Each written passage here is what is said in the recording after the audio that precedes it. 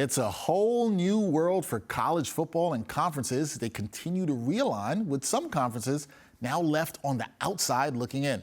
So let's break it all down with Kristian Dyer. He covers Rutgers University for USA Today, and he's also a contributor to USA Sports Weekly, and he joins me now. Kristian, how you doing, man? Happy weekend, Dex.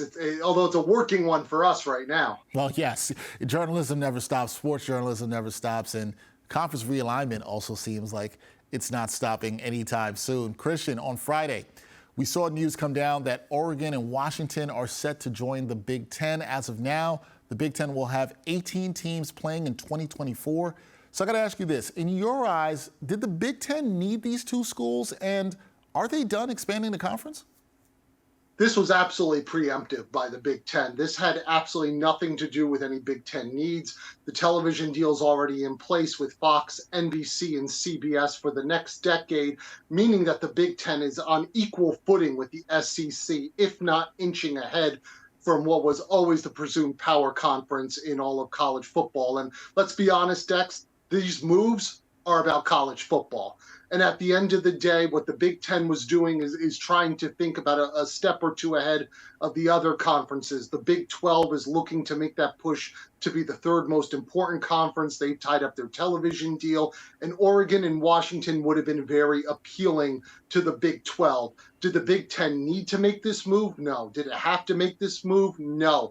But for that next cycle of television deals and contracts and that next phase that's going to be coming through. And we're going to start talking about that in 5 or 6 years' time. At this rate, the Big Ten made a preemptive strike to grab the two biggest names out there that were available, not named Notre Dame. Okay.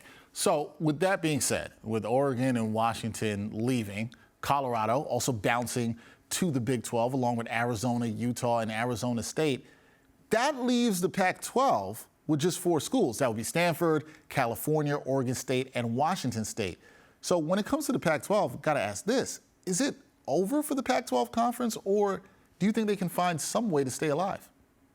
Yeah, by Monday, I expect it to be the Pac decimal at the rate that we're going. I mean, this conference is absolutely hemorrhaging programs. And there's probably no way forward for the Pac-12 that's going to see them be anything more than a paper tiger Power 5 conference. At the end of the day, the Pac-12's best options are going to be trying to cherry pick some Mountain West conference programs and seeing if they can be viable that way. But if the Big Ten continues its ascent and perhaps takes a Stanford or a Cal or eyes some of the other Pac-4 remaining programs, then it's going to be a very difficult place that the Pac-12 is going to find itself in. It's no longer in the country's second largest media market. It's been completely shut out of Los Angeles by the Big Ten, and that's a real blow there for the Pac-12. As soon as that happened, the dynamic shifted not only for the Big Ten and by virtue of that, the SEC, but the Pac-12 really became a non-starter in the world of college football. And college football, which pushes all of this discussion, without Los Angeles, without those two schools, without sort of those bell cow programs of the Pac-12, its demise was inevitable. And probably by this time next summer, we're going to be talking about the likes of Oregon State and Washington State heading to a very different situation in a Group 5 program. Going to be very interesting to see what happens with the Pac-12 moving forward. Okay, Kristian, we've seen some major moves the past few days, but there still are other rumors out there, including Florida State potentially leaving the ACC. Do you think that there's still more movement to come, and which schools are likely to be the next ones to switch conferences? I think you got to put your money on the Big Ten being the next mover and shaker in all of this. They've been the one with the foot on the gas pedal throughout all of this, Dex.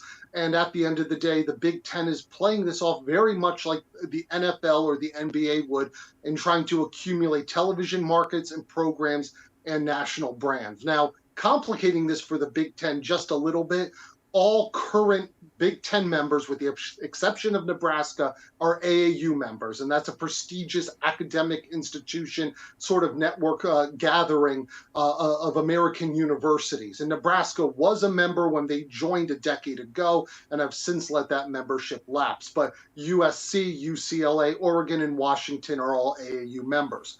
Florida State is not. But interestingly enough, Miami just became an AAU member about a month and a half ago.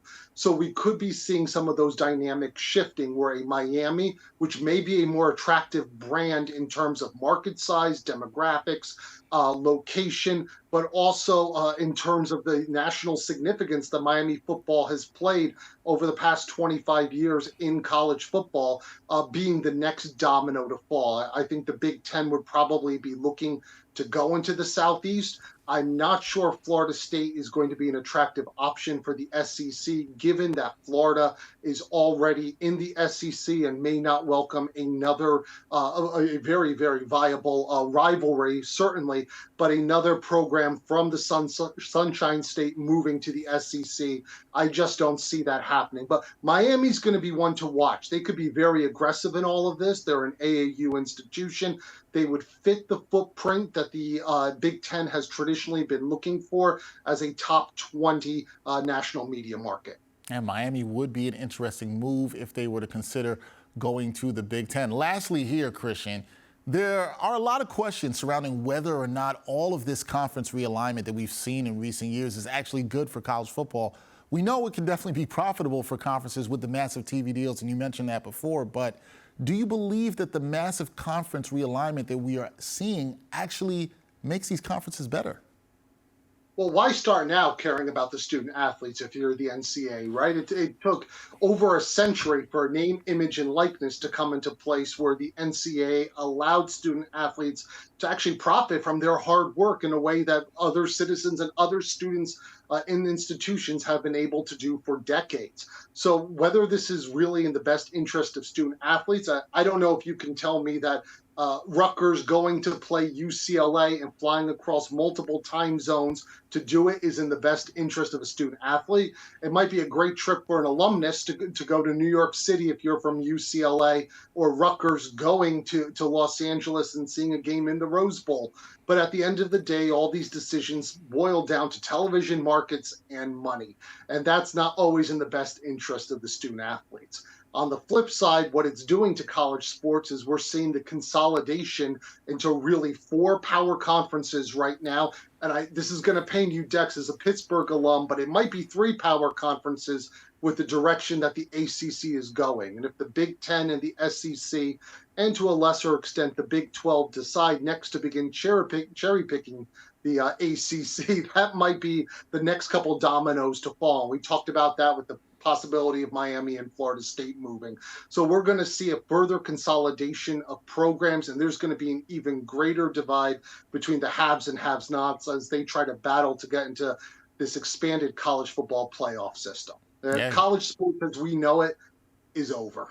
Yeah, college sports as we know it, college football as we know it is over. You were right about the haves and the have-nots, and that seems to be the case continuing with the NCAA, and who hasn't always seemed to care about the student athlete, for sure. That is Kristian Dyer. Check out his work with USA Today Sports. Check him out. Kristian, I appreciate all the insight on this. This was a really good conversation. We will talk more about it down the road. Thank you, my man. Thank you.